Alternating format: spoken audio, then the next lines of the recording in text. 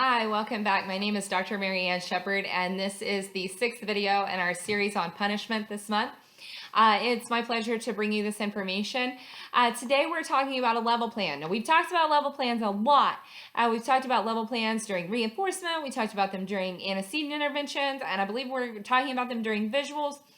But today we're talking about level plans in the form of a consequence and response cost.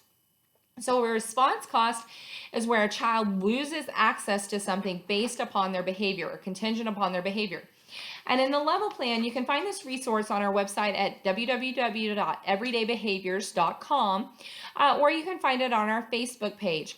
And this is going to be under using effective consequences, punishment, and a level plan or response cost level plan, okay? And so what this looks like, you can see right here, is it's our very simple, straightforward level plan, okay?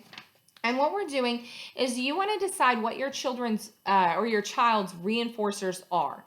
Okay, what do they enjoy doing the most? And then you want to put those in order. What's their very favorite? What's the next favorite? The next favorite? So put them in a rank order. You want to come up with about 8 to 10 things that they enjoy. Everything from mild things that maybe they don't really enjoy, but they do, like coloring. Coloring may be something they love, but it may be something that they just do. Playing with Legos. It's going to vary from each child, whether that's their favorite thing or that's just something that they occupy their time with.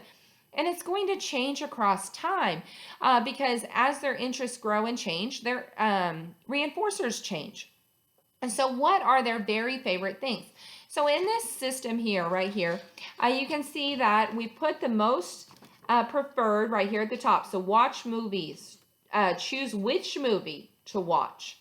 To watch cartoons. So movies are more preferred than cartoons. And then Quest of Seven Kingdoms and Grossology are also highly preferred, okay? Here, jumping on the trampoline and playing with their best friend are also preferred. To play with the cars is one of their less preferred things, and special snacks or desserts. And then reading, journaling, or playing alone in their room is at the bottom, okay?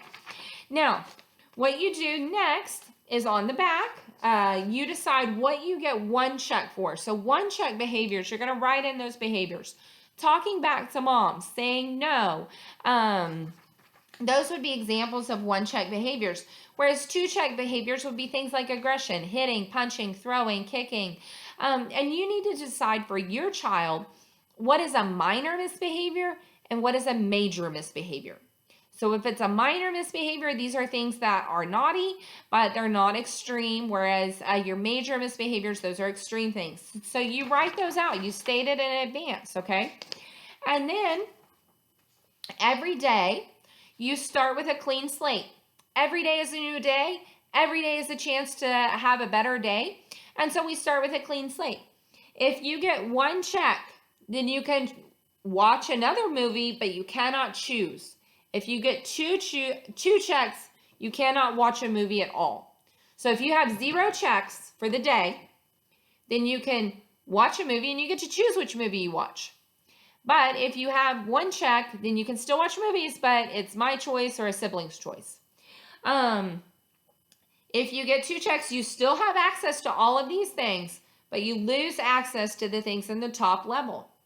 Now, if you get another check, you can watch another cartoon, but not your favorite cartoon. So you can't watch Grossology or The Quest of Seven Kingdoms, okay? But if you get 2 checks, now you lose movies and you lose cartoons. Ugh. If you continue, then if you get 1 check, you can play outside, but not on the trampoline. If you get 2 checks, you have to play outside, but you can't play with your friends even. So you got to play outside alone. Go dig in the dirt. Now, if you continue to get checks during the day, now 1 check, you can still eat a dessert or special snack if it was planned, okay? But you lose playing with the cars. And if you get 2 checks, no snack and no playing with the cars, which the cars were their most preferred toys out of all of their toys. If they continue to get checks, then here we can read, we can journal, or we can play in our room alone. That's kind of what we have left for the day out of our privileges. And so you might want to look at rights versus privileges. That's a video that we have that we talk about. So on this, you can see that throughout the day, there's a plan for what's going to be taken away or what's going to be lost, what privileges we lose throughout the day, and for what behaviors. So then you have it written out and stated ahead of time, and then you're just very consistent. When the behavior occurs, that's one check. I'm sorry, we lose the opportunity to choose our movie. That's 2 checks. I'm sorry, we're going to lose movies. I'm turning the movies off. However, you can still watch a cartoon. You get another check. I'm sorry, but we can't watch Grossology or 7 Quests of the Kingdom, but you can still watch another cartoon. And then it just continues, okay? So you've got it planned out, and they know what the consequence is ahead of time. I will tell you, the first time you implement this, they're going to lose all their checks. And they're probably going to lose all their checks for 2 or 3 days before they kind of figure out, hey, Mom's serious about this, and this is not very fun. And then they start to think a little more about what they're going to do. But you need to be consistent for 2 to 3 days before you might see the impacts of the level plan. So just make sure to implement it for a good week before you make any changes. One thing that's in here, we want incentives to stay higher. So on this one in particular, you place 1 check for 2 check behaviors. So each time they engage in hitting, punching, or kicking, they get a check. And if they get 3 check marks, Wednesday to Tuesday, they cannot go play soccer. So soccer was a big reward for them as well. So we were also trying to limit some of those extreme behaviors during the week. So I hope this is helpful. I hope you've come up with some good ideas for this and maybe some ways that you can implement this in your home or with your children or even in your classroom. Please follow us on Please follow us on Facebook or YouTube at Everyday Behaviors with Dr. Mary Ann, or like our Facebook page, or follow us on the internet at www.everydaybehaviors.com. Have a great day. Thanks.